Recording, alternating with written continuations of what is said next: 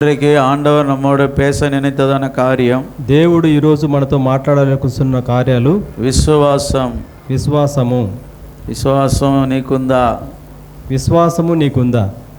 విశ్వాసం உனக்கு இருக்கிறதா? విశ్వాసము నీకుందా? விசுவாசம் உள்ளவர்களா இருங்கள். విశ్వాసము గలవారిగా ఉండండి. கர்த்தர் நம்மோடு காலையில முதல் பாகத்திலே ஆண்டவர் பேசியிருக்கிறார். మొదటి భాగంలో దేవుడు మాట్లాడి ఉన్నాడు ఉదయకాలమున. இப்பொழுது இதே సబ్జెక్ట్ல நாம் இரண்டாம் பாகத்தை நாம் வாசிக்கிறோம். ఇదే సబ్జెక్ట్ మీద రెండవ భాగంగా ఇప్పుడు చదువుకోబోతున్నాము. మార్కు సువిశేషం 11వ అధ్యాయం, మార్కు సువార్త 16వ అధ్యాయము 11వ అధ్యాయం 22వ వాక్యం. మార్కు 11:22.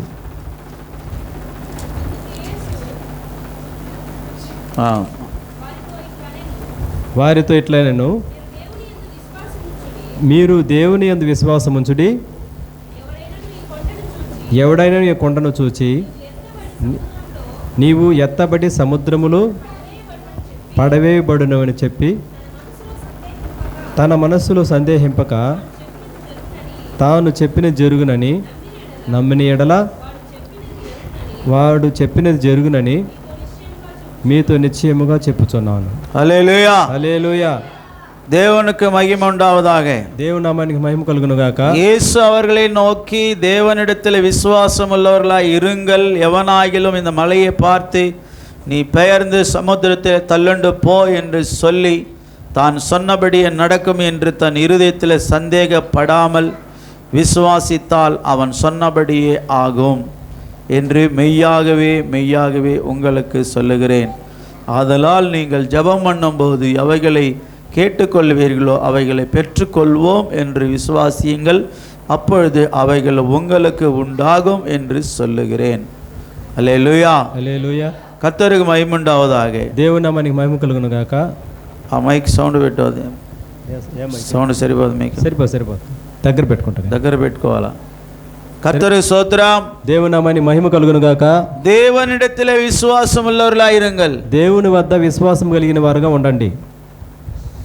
உங்களுடைய இருதயத்தில் கையை வச்சு நான் இயேசுவுக்குள்ளே விசுவாசியா இருக்கிறேன்னு சொல்ல முடியுமா? నేను యేసులో విశ్వాసంగా ఉంటున్నాను అని చెప్పేసి హృదయం మీద ఉన్మయాన విశ్వాసియా இருந்தா கையை வச்சு சொல்லுங்க. నిజమైన విశ్వాసం కలిగిన వారైతే చేతులు పెట్టుకునేసి చెప్పండి. విశ్వాసం వేరే, ఉన్మయుள்ள విశ్వాసం వేరే. విశ్వాసం వేరు, నిజమైన విశ్వాసం వేరు. విశ్వాసం వేరే, పరిశుద్ధముள்ள విశ్వాసం వేరే. విశ్వాసం వేరు, పరిశుద్ధము కలిగిన విశ్వాసం వేరు. విశ్వాసము మహా పరిశుద్ధ విశ్వాసం இன்னொன்னு இருக்கு. విశ్వాసం మహా పరిశుద్ధ విశ్వాసం అనేది ఒకటి ఉంది. హల్లెలూయా, హల్లెలూయా.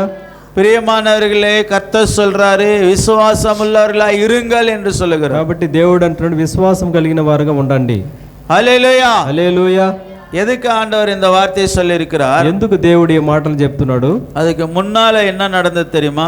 దాని ముందుగా ఏం జరిగిందంటే, அங்கே ஆண்டவரும் தன்னுடைய சீஷர்களும் அவர்கள் அந்த சாலை வழியா நடந்து வருகிறார்கள். మరి ఆ మార్గములో శిష్యులతో పాటు యేసు ప్రభు నడిచి వెళ్తున్నారు. అప్పుడు వారు அங்கே கனி இல்லாத ஒரு மரத்தை பார்த்து அவர் மிகவும் துக்கப்பட்டார். మరి ఫలము లేని ఒక చెట్టును చూసి ఆయన బాధపడ్డాడు. அந்த அத்தி மரம் அது பச்சையாய் காணப்படுகிறது. பச்சைగా కనబడుతుంది. అంజూరపు చెట్టు చూస్తే పచ్చగా కనపడుతున్నది. ரொம்ப பச்சையாக அப்படியே காணப்படுகிறது. చాలా పచ్చగా కనపడుతుంది బాగా. ஆனால் பார்த்தால் பழம் ஒன்று கூட கிடையாது. అయితే దాంట్లో చూస్తే ఏ పండ్లు కూడా లేదు. హల్లెలూయా, హల్లెలూయా. கன்னிகளை நான் தேடி வந்தேன், இலை மரமாய் போனதென்ன. கன்னிகளை நான் தேடி வந்தேன், இலை மரமாய் போனதென்ன. என் பணிக்காய் செய்வதெல்லாம் என்றென்றுமாய் நிலைத்திருக்கும். என் பணிக்காய் செய்வதெல்லாம் என்றென்றுமாய் நிலைத்திருக்கும். எருசலேமே என் ஜனமே, இயேசு நான் பேசுகிறேன். எருசலேமே என் ஜனமே, இயேசு நான் பேசுகிறேன். హల్లెలూయా. கனிகளை நான் தேடி வந்தேன், మరి పండ్లు వెతికి వచ్చాను, ஆனா இலை மரமாய் போனது என்ன? అది ఫలము లేని వృక్షముగా కనపడుతుంది. இலை மரமாய் ఎండిపోయిన వృక్షముగా, అది ఏమీ లేని వృక్షముగా, ఫలము లేని వృక్షముగా. இலைகள் ஒன்றான ஒரு மரம், ஒரு இலை தாங்குது. இலை மரம் అంటే ఒక ఆకు మాత్రం ఉందంట. இலை மரமாய் போயிடுச்சு, అది ఆకులు కలిగిన చెట్టుగా ఉండిపోయింది. கனி மரமாய் இல்ல, అది ఫలించి ఫలములిచ్చే చెట్టుగా లేదు. எதை காண்பிக்கிறது? దేన్ని సూచిస్తున్నది? மேல தோற்றம் பச்சை பச்சை பச்சை பசேలు காணப்படுது. పైకి చూస్తే తోట అంతా పసుపు పచ్చగా, చాలా పచ్చగా కనపడుతుంది. முகமெல்லாம் கிரீம் போட்டு பூசி, ముఖమంతా క్రీములు వేసి. நேற்று ஒரு மனுஷனை பார்த்தேன், నిన్న ఒక వ్యక్తిని చూశాను. வயசு தான் 80 வயசு, 80 సంవత్సరాలు అతనికి ఉండొచ్చు. 80 ஒரு 70 வந்துச்சு, 70 வயசு, 70 సంవత్సరాలు ఉండొచ్చు. ஆனா முகத்தை பார்த்தா பல பல పల வெள்ளையா இருக்குது. అయితే ముఖాన్ని చూస్తే అట్లా దగ్గర మెరుస్తూ ఉంది. கருப்பா தானே இருந்தாரு, இப்ப எப்படி இவர் வெள்ளையானாரு எனக்கு ஒன்றும் புரியல. ఆయన ఎలాగా ఉన్నాడు, ఎలా ఎర్రగా మాట్లాడు నాకు అర్థం కాలేదు. அவர் போட்டு பூசுறாரு கிரீம், ఆయన క్రీమ్ వేస్తాడు ముఖానికి. அந்த கிரீமை போட்டு அந்த மூஞ்சி வெள்ளையை போச்சு.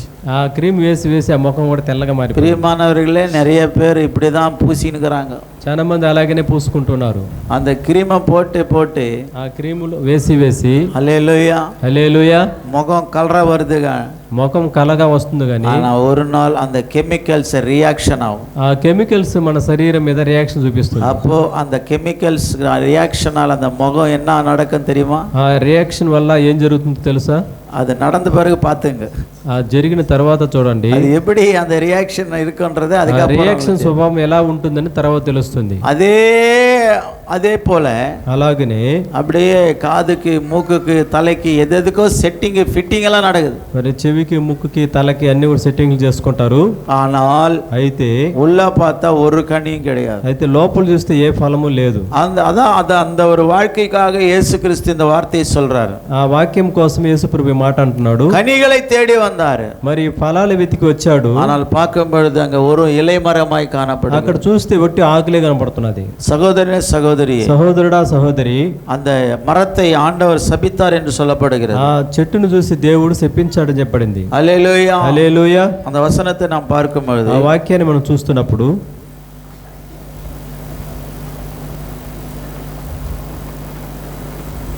21ஆம் வசனத்துல பேதுரு நினைவு கூர்ந்து அவரை நோக்கி 21 ரபி, இதோ நீ சபித்த அத்திமரம் பட்டு போயிற்று என்றான்.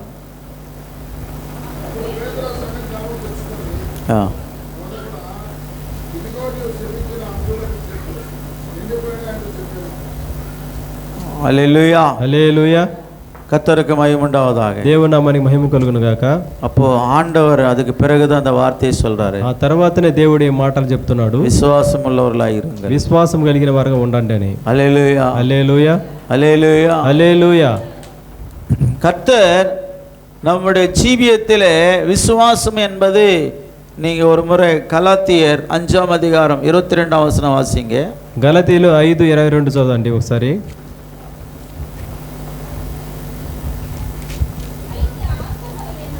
అయితే ఆత్మఫలం ఏమనగా ప్రేమ, సంతోషము, సమాధానము, దీర్ఘశాంతము, దయాలుత్వము, మంచితనము, విశ్వాసము, సాత్వికము, ఆశా నిగ్రహము, ఇట్టి వాటికి విరోధమైన నియమం ఏమీ లేదు. హల్లెలూయా హల్లెలూయా. அப்போ ஆவியின் கனியில ఆత్మ ఫలాలలో 7வது கனி தான் விசுவாசம். 7వ ఫలమే విశ్వాసము. ஹல்லேலூயா హల్లెలూయా. அப்போ 9 கனி உங்களுடைய வாழ்க்கையிலே ஆண்டவருக்கு கொடுக்கணும். 9 ఫలాలను దేవుడికి మనం ఇవ్వాలి. அன்பு என்ற கனியை கொடுக்கணும், ప్రేమ అనే ఫలం ఇవ్వాలి. இரண்டாவது சந்தோஷமா இருக்கணும், తర్వాత సంతోషంగా ఉండాలి. சந்தோஷம் என்கிற கனியை நீ கொடுக்கணும். సంతోషం అనే ఫలాన్ని ఇవ్వాలి. மூன்றாவது சமாதானமா இருக்கணும், సమాధానంగా ఉండాలి. நாலாவது நீடிய பொறுமை இருக்கணும். దీర్ఘశాంతం కలిగిన వాళ్ళగా ఉండాలి. பொறுமையில மட்டும் இல்ல, நீடிய பொறுமை. ఒట్టి శాంతమే కాదు, దీర్ఘశాంతం కలిగి ఉండాలంట. హల్లెలూయా హల్లెలూయా. நீடிய பொறுமை உனக்கு இருக்குதா? దీర్ఘశాంతం నీకు ఉన్నదా? சும்மா அப்படி ஒரு வார்த்தை சொன்னா புசு புசு புசு பாம்பு படையாட மாதிரி எடுத்துடுறாங்க. அப்படி ఒక మాట చెప్తేనే బుస బుసను కొడతారు. பாம்பு పడేయడగర மாதிரி அப்படியே எழும்புவாங்க, அப்படியே கோபமா. పాము తల ఎత్తుకున్నట్టు కోపంగా ఎత్తుకుంటారు. அப்போ நீடிய பொறுமை இருக்கா? దీర్ఘ శాంతం ఉన్నదా? அப்போ உடனே உனக்கு சில பேர் சொல்லுவாங்க மூக்கு மேலே அவனுக்கு கோபம் இருக்குது அப்படின்னு. చాలా మంది అంటారు కదా ముక్కు మీద కోపం ఉంది వ్యక్తికి. இந்த కని இல்லைன்னு உனக்கு அர்த்தம். ఇంకా ఫలం లేదు వాళ్ళలో, அந்த நீடிய பொறுமை இல்ல. ఆ దీర్ఘ శాంతం లేదు. அடுத்தது 5வது దయవు, దయ. 6வது నర్గుణం. దీర్ఘ చదవాలి అక్కడ గలతీలు 5:22 చదువు బ్రదర్. నర్గుణం என்றால் మంచితనం. మంచితనము. నర్గుణం మంచితనము. 7வது విశ్వాసం. విశ్వాసము. அப்போ விசுவாசம் உள்ளவர்களா இருங்கன்னு ஆண்டவர் சொல்றார். విశ్వాసం కలిగిన వారుగా ఉండాలి. హల్లెలూయా హల్లెలూయా. ఇక్కడ చూడాలి అందరూ, ఇక్కడ చూడండమ్మా. என்ன இருக்கணுமா? పక్కతల కయ్య పెట్టి విశ్వాసం இருக்குதா உனக்குன்னு கேளு. పక్కన చేతులు పెట్టుకొని చెప్పండి, విశ్వాసం ఉన్నదా మీకని. విశ్వాసం இருக்குதா? విశ్వాసం ఉన్నదా? அப்போ விசுவாசம்னா என்ன இப்ப சொல்றது வசனத்தை? విశ్వాసం అంటే ఏమి చెప్పబడుతుంది? ஆவின் கனியில ஒரு கனி. మరి ఆత్మ ఫలలో ఒక ఫలము. அப்போ ஆண்டவர் சொல்றார் ஆவின் விசுவாசம் உள்ளவர்களா இருங்கள் என்றால் విశ్వాసం గల వారిగా ఉండండి అని చెప్పాడు. அப்படின்னா என்ன అంటే అర్థమేమి? நீ ஆவின் கனியோடு இருன்னு சொல்றாரு. ఆత్మ ఫలములో నింపి ఉండు. கர்த்தர் பெயரிலே உனக்குள்ள ஒரு விசுவாசம் இருக்க வேண்டும். దేవుని పేరిట నీలో ఒక విశ్వాసం ఉండాలి. వసనத்துல நாம் பார்க்கும் பொழுது వాక్యములు మనం చూస్తున్నప్పుడు ఎబ్రేయర్ 11వ అధ్యాయం హెబ్రీయులు 11వ అధ్యాయము 6వ వచనத்துல 6వ అధ్యాయం చూస్తే విశ్వాసము లేకుండా దేవునికి ఇష్టలై ఉండట అసాధ్యము.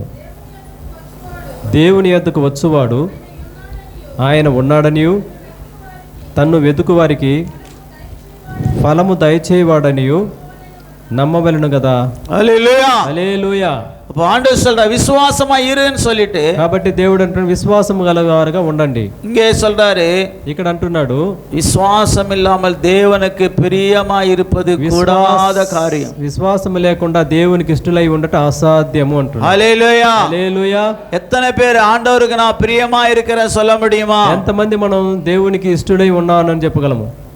அவங்க மட்டும் கையெழுத்து ஹல்லேலூயா சொல்ல వారు మాత్రం చెప్పగలుగుతారా హల్లెలూయా అని? இல்ல யாருமே ఉండలే, ఎవరు లేరు.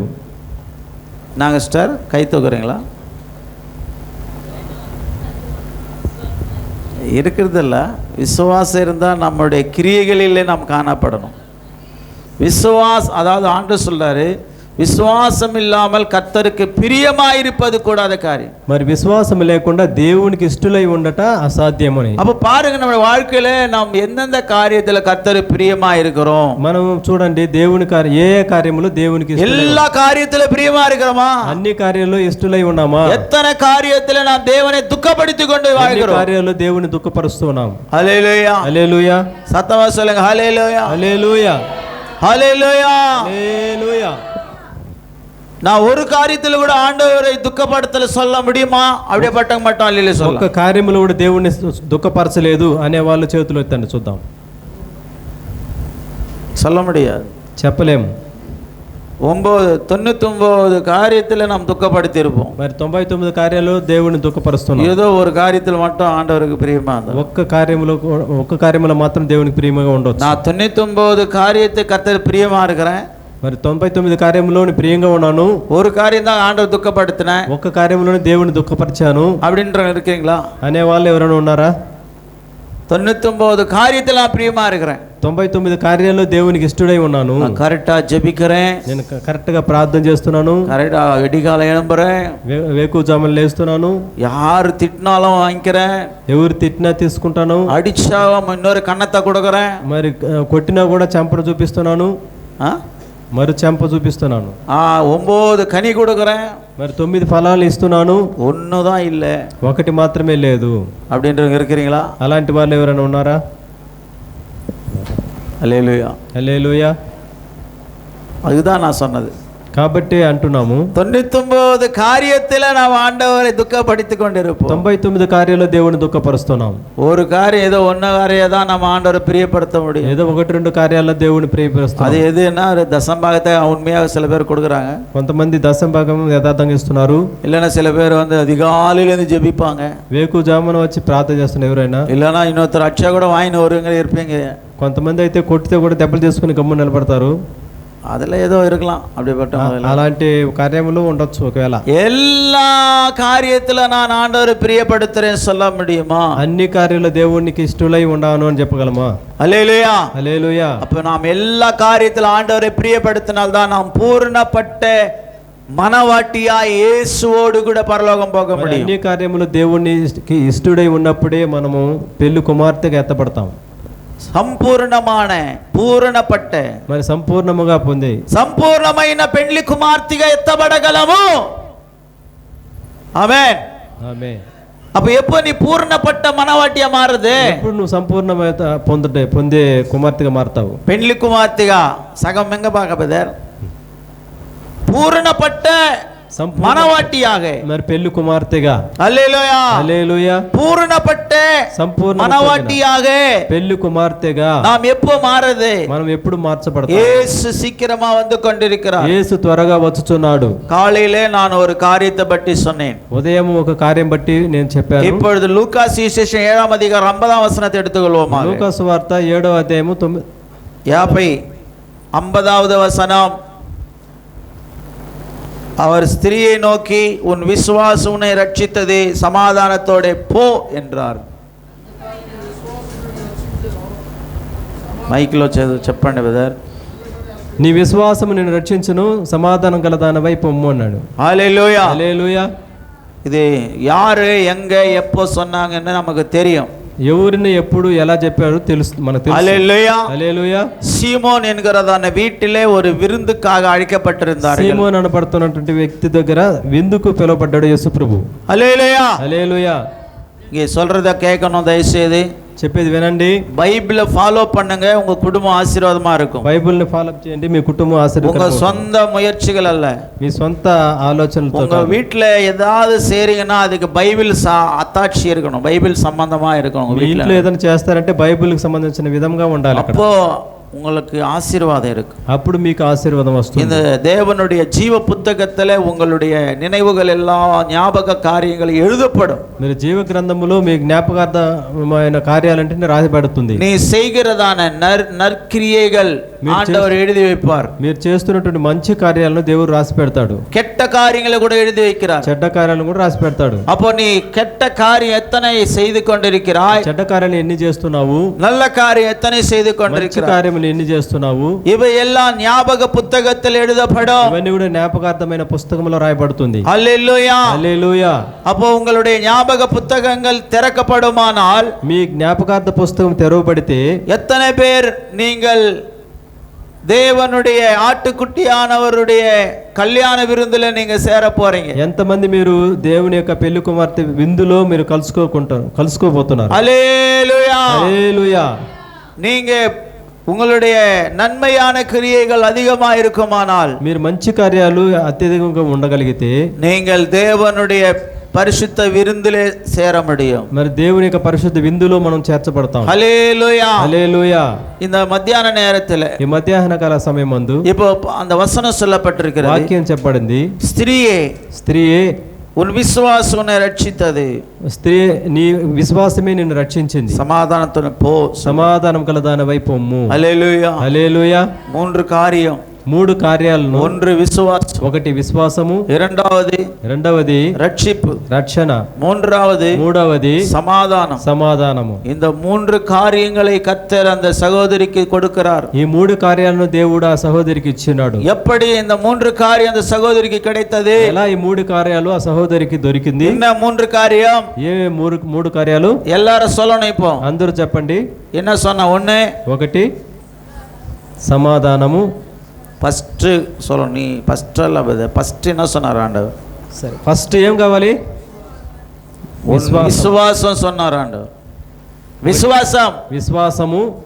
రెండవది రక్షిப்பு, రక్షణ, మూడవది సమాధానం. సమాధానము. హల్లెలూయా. హల్లెలూయా. முதல்ல உனக்கு விசுவாசம் வேண்டும். మొదటగా నీకు విశ్వాసం ఉండాలి. அதான் ஆண்டவர் சொன்னார், நீ விசுவாசம் உள்ளவர்களா இருங்கள் என்று. కాబట్టి దేవుడు విశ్వాసం గలదానవై ఉండుము. விசுவாசம் உள்ளவர்களா இருங்கள். విశ్వాసం గలవారుగా ఉండండి. அப்போதான் உனக்கு ரட்சிப்பு, అప్పుడే నీకు రక్షణ, பாவ மன்னிப்பு, పాప క్షమాపణ, பரிசுத்தம், పరిశుద్ధత, ஜெப வாழ்க்கை, ప్రార్థనా జీవితం இதெல்லாம் கிடைக்கும். ఇవన్నీ దొరుకుతుంది. ఎప్పుడు? நீ முதலாவது விசுவாசியா இரு. నువ్వు ఫస్ట్ విశ్వాసము కలిగి. விசுவாசம் உனக்கு இருக்குதா? విశ్వాసం నీకున్నదా? சில பேர் சொல்லுவாங்க, నాయికి இருக்கிற విశ్వాసం కూడా இல்ல అంటారు కదా కొంతమంది, కుక్కకు విశ్వాసం కూడా లేదని చెప్పేసి. அப்ப நாய் என்ன விசுவாசம்? అయితే కుక్కకి ఏమి విశ్వాసం ఉన్నది? நீ சோறு போட்டியானா, నువ్వు అన్నం వేస్తే உன்னை பார்த்த உடனே அது அப்படியே உனக்கு வணக்கம் காட்டினு வரும். వణకం వణకం వణకం. మరి నేను చూసిన వెంటనే అవి సెల్యూట్ కొడుతూ ఉంటుంది. అది వాళ్ళ ఆటం, అది ఉనకు వణకం వణకం சொல்லும். అది తోకాడించుకుంటూ కృతజ్ఞత కలిగిందిగా చెప్పుకుంటూ ఉంటుంది. డానియేల్ బ్రదర్ 2 బిస్కెట్ పోట్టారనా, దానియేల్ బ్రదర్ 2 బిస్కెట్లు వేస్తే డానియేల్ బ్రదర్ సోత్రం సోత్రం సోత్రం వరం. దానియేల్ బ్రదర్ సోత్రం సోత్రం చెప్పుకుంటూ వస్తుంది. హల్లెలూయా. హల్లెలూయా. అదా విశ్వాసం. అదే విశ్వాసం. உனக்கு இருக்குதா? నీకు ఉన్నదా అలాంటి విశ్వాసం? కత్తర్గిట్ట వాంగి వాంగి వాంగి సాப்பிட்ட நிறைய. దేవుని దగ్గర తీసుకుని తిన్నావు చాలా. சாப்பிட்டீங்களா இல்லையா అని తిన్నావా లేరా? சாப்பிடலன்றாங்க. சாப்பிட்டுருங்கலாம் அல்லேலூயா சொல்லுங்க. తిన్న వాళ్ళంతా హల్లెలూయా చెప్తామా? మీది పేరు సభ. కయ్య తూకంగమ్మా, నల్లా చేతులెత్తి చెప్పండి హల్లెలూయా.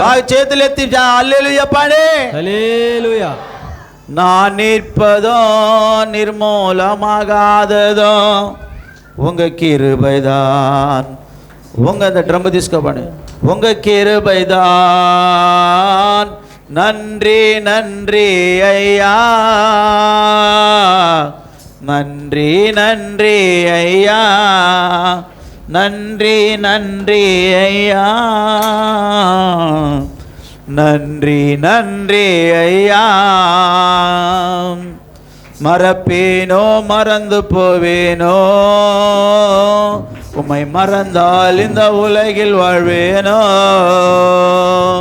மறப்பேனோ மறந்து போவேனோ, உம்மை மறந்தால் இந்த உலகில் வாழ்வேனோ. நான் இருப்பதோ நிர்மூலமாகாததோ, நான் இருப்பதோ நிர்மூலமாகாததோ உங்க கிருபைதான், உங்க கிருபைதான், கிருபைதான், உங்க கிருபைதான். நன்றி நன்றி ஐயா, நன்றி நன்றி ஐயா. அல்லேலூயா. நன்றி உள்ளவங்க மட்டும் அல்லேலூயா சொல்லுங்க. కృతజ్ఞత గలవారు హల్లెలూయా చెప్తామా? நன்றி உள்ளவங்க அல்லேலூயா சொல்லுங்க. కృతజ్ఞత గలవారు హల్లెలూయా చెప్తాం. அல்லேலூயா. హల్లెలూయా. కొంచెం పిన్నాల కొంచెం పిన్నిట్టు పారుங்க కొంచెం. మరి వెనకలు తిరిగి చూడండి ఒకసారి. ఇప్పుడు తిరిగి చూసేది కాదు, ఇప్పుడు కాదు. Me once upon your life turning back, జీవితాన్ని ఒకసారి వెనక్కి తిరిగి చూసుకో. హల్లెలూయా. హల్లెలూయా.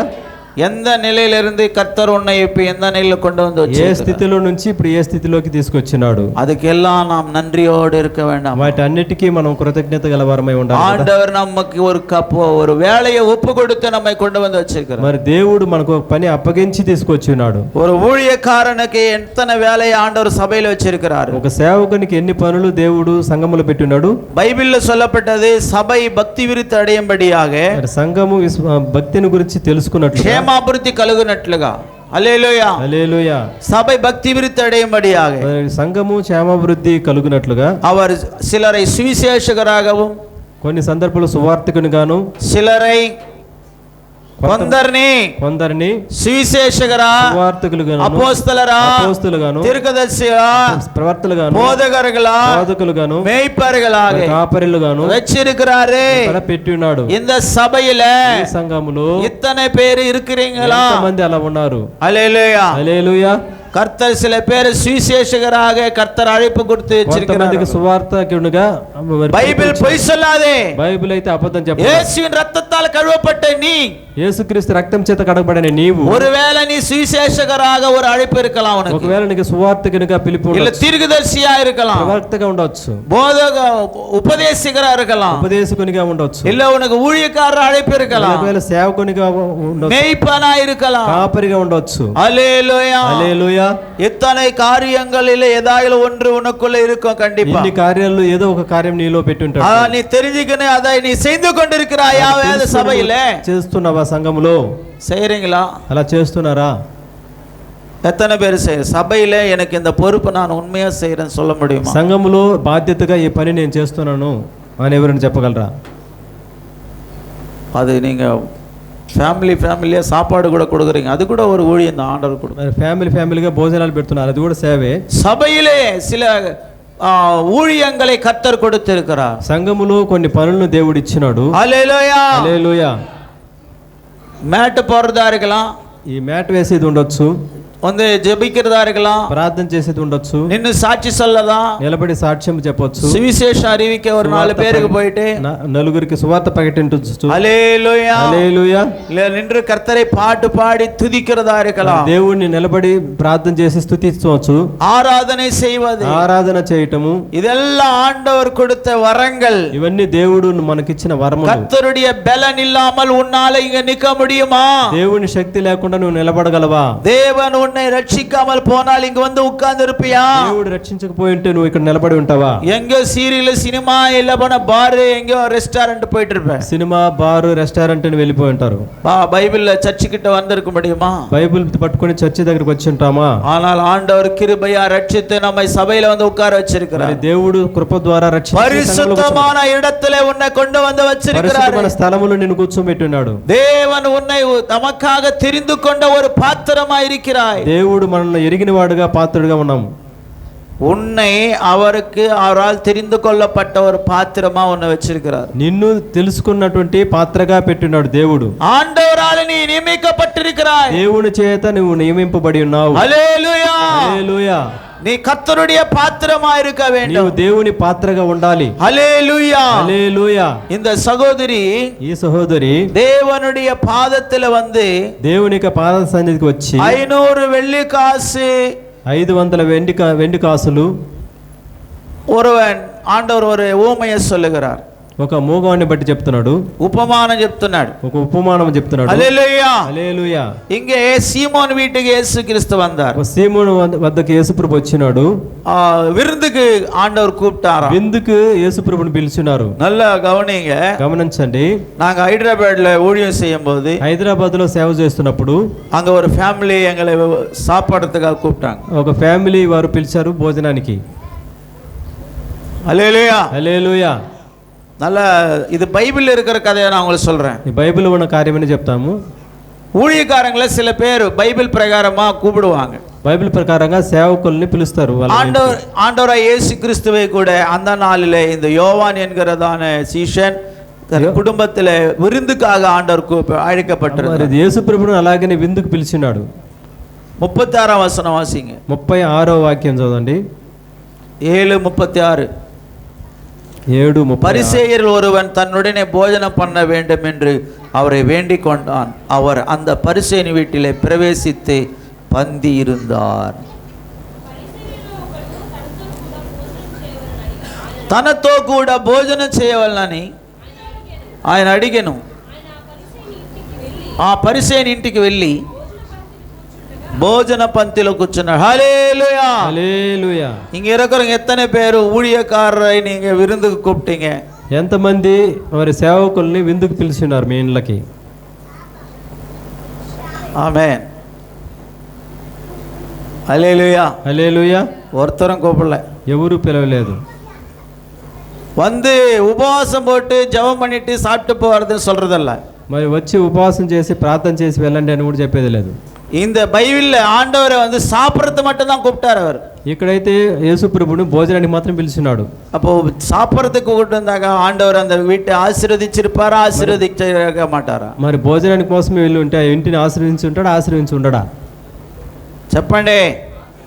హల్లెలూయా. హల్లెలూయా. సత్యవా சொல்லுங்க. హల్లెలూయా. హల్లెలూయా. பிரியமானவர்கள், நாங்க ஹைதராபாத்ல ஊழியம் செய்யும் பொழுது హైదరాబాద్లో సేవ చేస్తున్నప్పుడు அங்கே ஒரு குடும்பத்தார் எங்களை ஊழியக்காரரை கூப்பிட்டிருந்தாங்க. కుటుంబీకులు ఒక సేవకులను పిలిచారు భోజనానికి, விருந்துக்கு கூப்பிட்டிருந்தாங்க. విందుకు పిలిచారు.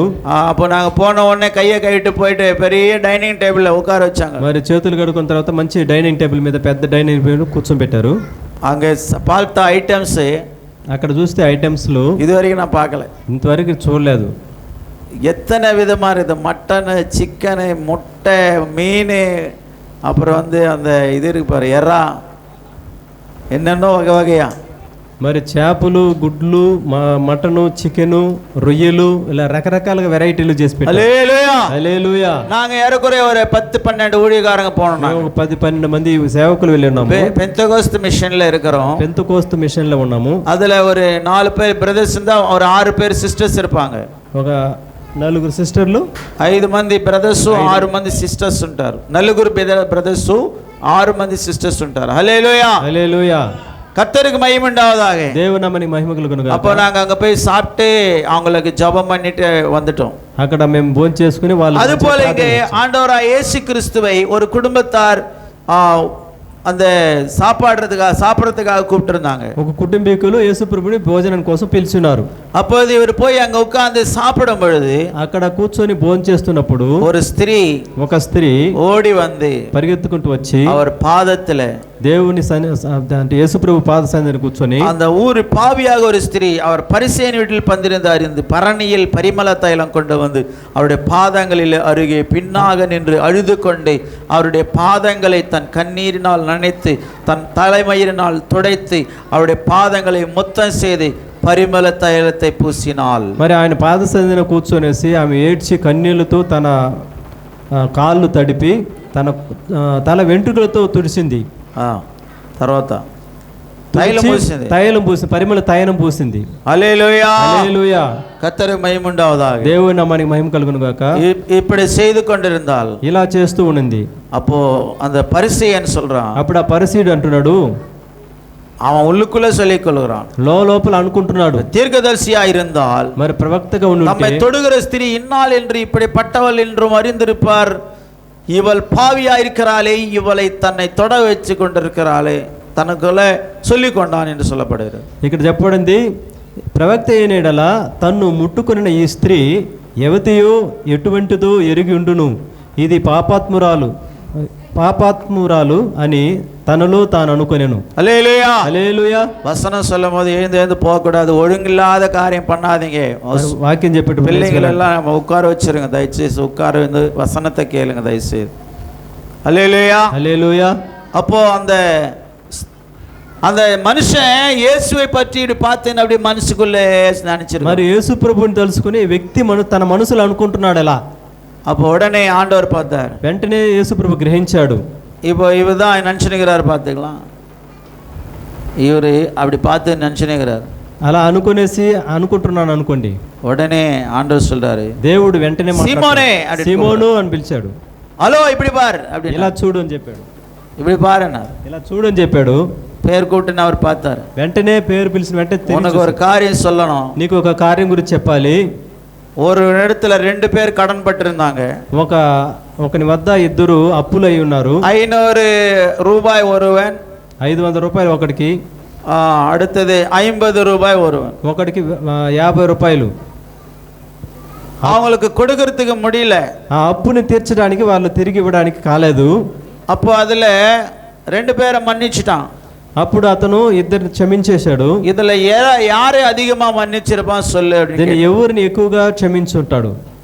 அப்போ அவன் சொன்னான், 500 ரூபாய் பெருசு, அவங்க தான் அதிகமாக மன்னிச்சாரு அப்படின்ற. మరి 500 అనేది ఎక్కువ డబ్బు కదా, అతన్ని ఎక్కువగా క్షమించుంటాడు అనుకున్నాడు. ஆண்டவர் சொல்றாரு, అప్పుడు దేవుడు అంటున్నాడు, யாரை அதிகமா மன்னித்து விட்டானோ அவனே அதிக அன்பா இருப்பான் என்று அவன் நினைக்கிறேன்னு சொன்னான். మరి ఎవరు ఎక్కువగా అప్పుపడి క్షమించబడ్డాడో ఆయన అత్యధిక ప్రేమ కలిగి ఉంటాడు అని అన్నాడు. அப்போ ఆண்டவர் சொல்றாரு, అప్పుడు దేవుడు అంటున్నాడు, స్త్రీயை பார்க்கறாயே, ఇప్పుడు స్త్రీని చూస్తున్నావు కదా, நான் உன் வீட்டுல வந்தேன், నేను మీ ఇంటికి వచ్చాను, கால் கழுவிட்டு தண்ணி கொடுக்கல, మరి కాళ్ళు కడగడానికి నీళ్లు ఇవ్వలేదు, ஆனா என் கால்களை கண்ணீரினால கழுவி என் கால்களை தலைமயிரினாலே துடைத்தாள் அப்படின்றார். మరి నా కాలును కన్నీళ్లతో తడిపి తల వెంట్రుకతో నా కాలు తుడిచాను. நீ என்னை முத்தம் செய்யவில்லை, నీవు నాకు ముద్దు పెట్టలేదు, ముద్దు పెట్టలేదు. நான் உட்பிரவேசித்தது முதல், నేను లోపలికి వచ్చినది మొదలుకొని, నేను లోపలికి వచ్చినది మొదలుకొని నీవి నా పాదాలు ముద్దు పెడుతున్నది. హల్లెలూయా, హల్లెలూయా. தன் தலையில் எண்ணெய் பூசவில்லை, நீ எனக்கு எண்ணெய் தரல தலைக்கு, నాకు తల అంటలేదు నూనెతో. ஆனால் இவளோ என் பாதங்களிலே பரிமள தைலம் பூசினாள். ఏమైతే నా పాదాలకు పరిమళ తైలం పూసి, ஹல்லேலூயா, హల్లెలూయా. யூதர்களுடைய அந்த முறைமைப்படி, మరి యూదుల యొక్క ఆచారం ప్రకారంగా அவங்க வீட்டுக்கு போன உடனே, వాళ్ళ ఇంటికి వెళ్ళిన వెంటనే அந்த வீட்டுல இருக்கிறவங்க வந்து, ఆ ఇంట్లో ఉన్న వాళ్ళు వెంటనే వచ్చి, நீங்க கெட்ட குமாரனுடைய கதையை பார்த்தீங்கன்னா, మీరు చెడ్డ కుమారుని యొక్క కథ విన్నప్పుడు தகப்பன் போய் கட்டி பிடிச்சு முத்தம் கொடுத்தான். మరి తండ్రి వెళ్ళి ముద్దు పెట్టుకున్నాడు కౌగిలించుకొని. హల్లెలూయా, హల్లెలూయా. அதுபோல இவங்க வீட்டுக்கு ஒரு விருந்தாளி வராங்கன்னு சொன்னா, కాబట్టి ఇంటికి ఒక విందు இவங்க போய் அவங்கள கட்டி பிடிச்சு முத்தம் கொடுக்கணும். మీరు వెళ్ళి కౌగిలించుకొని ముద్దు పెట్టాలి. நீங்க అమెరికాலாம் పోనీங்கன்னா, అమెరికా ప్రాంతములకు వెళితే அங்க போன உடனே அவங்க கட்டி பிடிச்சு முத்தம் கொடுப்பாங்க. వారు వెంటనే కౌగిలించుకొని ముద్దు పెడతారు. அதுக்கப்புறம் ఆ తర్వాత தண்ணி ஊத்தி காலை கழுவுவாங்க. మరి నీళ్లు పోసి కాళ్ళు కడతారు. హల్లెలూయా, హల్లెలూయా. அதுக்கப்புறமா ఆ తర్వాత எண்ணெய் வச்சு தலைக்கு எண்ணெய் வைப்பாங்க. మరి తలకి నూనె పెడతారు. இதெல்லாம் அவங்க முறைப்படி செய்வாங்க. ఇది వాళ్ళ ఆచార ప్రకారం చేస్తారు. ஆண்டவர் சொல்றாரு, దేవుడు అంటున్నాడు, உங்க வீட்டுக்கு வந்தப்ப நீ என்ன செஞ்சிய? నేను మీ ఇంటికి వచ్చిన వెంటనే ఏం చేశావు? நீ இதெல்லாம் செய்யலையே, నువ్వు ఇదంతా చేయలేదు కదా. சகோதரி செய்து கொண்டு, అయితే ఆ సహోదరి చేస్తూ ఉన్నారు. நான் சொல்லுகிறேன், నేను చెబుతున్నాను, இவள் அதிகமாய் என்னை நேசித்தாள், ఈమె అత్యధిక నన్ను ప్రేమించింది కదా, அதனால் இவளுடைய எல்லா பாவங்களையும் அதிக பாவங்களை மன்னிக்கிறேன் ఈమె என்று అత్యధికమైన పాపాలను నేను క్షమిస్తున్నాను అని చెప్పాడు. அந்த వచనத்தை వాసిக்கலாம். ఆ వాక్యాన్ని ఒకసారి చదువుతాము. இவள் எனக்கு சொல்லுகிறேன், இவள் செய்த அநேக பாவங்களை மன்னிக்கப்பட்டது, இவள் மிகவும் அன்பு கூர்ந்தாலே, எவனுக்கு கொஞ்சம் மன்னிக்கப்படுகிறதோ அவன் கொஞ்சமாய் அன்பு கூறுவான் என்று சொல்லி அவளை நோக்கி உன் பாவங்கள் மன்னிக்கப்பட்டது என்று கர்த்தர் சொன்னார். ఆమె విస్తారముగా ప్రేమించును గనక ఆమె యొక్క విస్తార పాపములు క్షమించబడినని నీతో చెప్పుచున్నాను. ஹல்லேலூயா, హల్లెలూయా. எல்லாம் சத்தமா சொல்லுங்க, ஹல்லேலூயா, హల్లెలూయా. ஆண்டவராய் இயேசு கிறிஸ்து அந்த சகோதரியை அவர் மேன்மைப்படுத்துகிறார். ఆ సహోదరిని హెచ్చిస్తున్నాడు అక్కడ. ஆண்டவர் சொல்றாரு, దేవుడు అంటున్నాడు, இவள் என்னை அதிகமாய் நேசித்தாள், ఈమె అత్యధిక నన్ను ప్రేమించింది గనక அதனால் இவளுடைய எல்லா பாவங்களையும் நான் மன்னிக்கிறேன். కాబట్టి అన్ని పాపాలను క్షమిస్తున్నానని చెప్పి. பிரியமானவர்களே, அந்த மகதலேன மரியா இவங்க தான் கல்லறை தோட்டத்தில் முதல் முறை வந்த ஒரு தாயா இருக்கிறார். మరి అక్కడ కల్వరి కొండలో మొట్టమొదటిగా ఈమె ఆమెను దర్శించింది. హల్లెలూయా, హల్లెలూయా.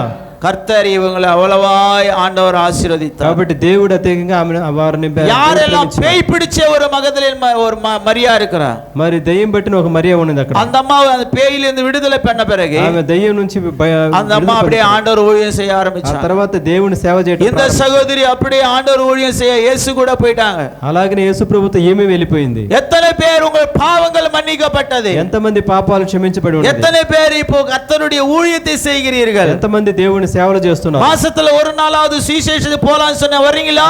నెలకు ఒకసారి సువార్త ప్రకటించని వస్తున్నారా? இயேசுவினுடைய அன்பு இன்றைக்கு உங்களை நெருக்கி ஏவுகிறது.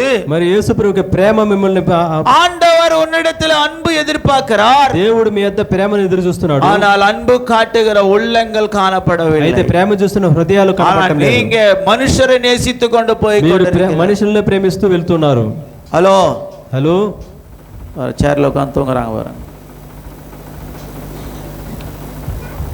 దర్శనం కలిగింది దానికి. హల్లెలూయా, హల్లెలూయా.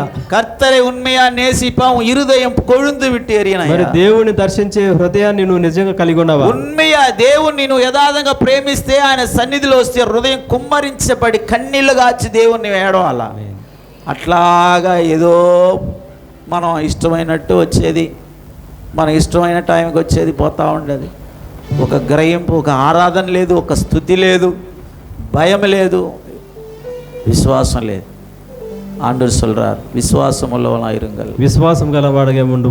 இந்த ஸ்திரியை பார்க்கிறாயே, స్త్రీని చూస్తున్నావు కదా. நான் வந்தது முதற்கொண்டு என் பாதங்களை முத்தமிட அவள் மறக்கவில்லை. నేను వచ్చినది మొదలుకొని ఆమె నా పాదములకు ముద్దు పెట్టడం మానలేదు. சங்கீதம் 2ஆம் அதிகாரம் எடுத்துக்கொள்வோம். కీర్తన గ్రంథం 2వ అధ్యాయం తీసుకుందాము. ஆண்டவர் சொல்லுகிறார், దేవుడు అంటున్నాడు, குமாரனை கோபம் கொள்ளாமலும் நீங்கள் வழியிலே அழியாமல் இருக்கும்படிக்கு அவரை முத்தம் செய்யுங்கள். கொஞ்ச காலத்தில் அவருடைய கோபம் பற்றி எரியும். அவரை అంటిక్ కొల్లుగరే అవరం భాగ్యవాన్గల్. ఆయన కోపము త్వరగా రగులుకొనును, కుమారుని ముద్దు పెట్టుకొనుడి, లేని ఎడల ఆయన కోపించును, అప్పుడు మీరు త్రోవ తప్పి నశించెదరు. హల్లెలూయా హల్లెలూయా. కుమారనాగ యేసుక్రీస్తు కోపం భూమిలో ఎరియపోகிறது. మరి దేవుని యొక్క యేసుక్రీస్తు యొక్క కోపం అనేది భూమి మీద రగులుకొనుందంటదా, రగులబోతుంది. அவருடைய கோபம் பற்றி எரியும் என்று வேதம் சொல்லுகிறது. கோபம் ரகுలుకుంటుందంట. எத்தனை இப்ப பற்றி ஆண்டவருடைய கோபம் பூமியில பற்றி எரிகிறதா இல்லையா? ఇప్పుడు దేవుని కోపం రగులుకుంటున్నదా లేదా? ఏమండి చెప్పేది అర్థమవుతున్నదా? దేవుని కుమారుని కోపం ఇప్పుడు భూమిలో రగులుతుందా లేదా? సునామీ రూపంలో మొన్న నేపాల్లో తగిలింది, అట్లానే కొట్టుకోబోతా ఉంది ఇల్లులు, కార్లు, బంగ్లా. మొన్న జపాన్లో హల్లెలూయా హల్లెలూయా దేవునుடைய கோபம் அங்கங்கே எரியுது. మరి దేవుని కోపం అక్కడ రగులుకుంటున్నది. பிரியமானவர்களே, நாம் பயபக்தியா நாம் கர்த்தருக்கு உண்மையா இருக்க வேண்டும். భయభక్తులుగా దేవునికి యథార్థంగా ఉండాలి. கர்த்தர் சபைக்கு வருகிறவர்களுடைய வாழ்க்கையிலே, దేవుని సంఘములకు వస్తున్నటువంటి జీవితంలో நமக்கு தண்டனை எங்கேயோ எப்போ கிடையாது. మనకు దండన అనేది ఎప్పుడూ ఎక్కడో కాదు, இங்கே நடக்கும். ఇక్కడే జరుగుతుంది. தீர்ப்பு இங்கே நடக்கும். తీర్పు కూడా ఇక్కడే జరుగుతుంది. ஆண்டவருடைய வீட்டிலேயே தேவனுடைய தீர்ப்பு நடக்குது வசனம் சொல்லுகிறது. దేవుని మందిరములోనే మరి తీర్పు జరుగుతుంది. దేవుని ఇంటిలోనే తీర్పు ప్రారంభ దినాలివి అని బైబిల్ అంటున్నది.